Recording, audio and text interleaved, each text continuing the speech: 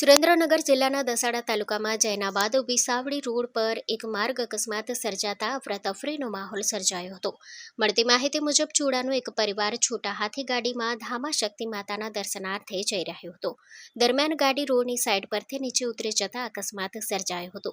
આ અકસ્માતમાં ગાડીમાં સવાર બાળકો, મહિલાઓ અને પુરુષ સહિત અનેક લોકોને નાની મોટી ઈજાઓ પહોંચી હતી અને તમામ ઈજાગ્રસ્તોની સારવાર માટે પાટડીની સરકારી હોસ્પિટલમાં ખસેડવામાં આવ્યા હતા.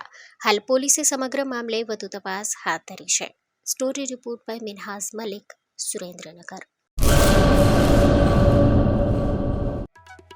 आर्य कन्या गुरुकुल करीब 90 एकड़ में फैले इस विशाल परिसर में कक्षा 5 से लेकर 12 तक निवासी शिक्षा के अवसर उपलब्ध है।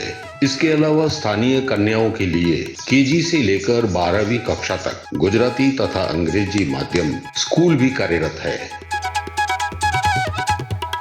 हर प्रकार के खेलों में भी यहाँ की बालिकाएं निपुण हो, इसका ध्यान रखा जाता है।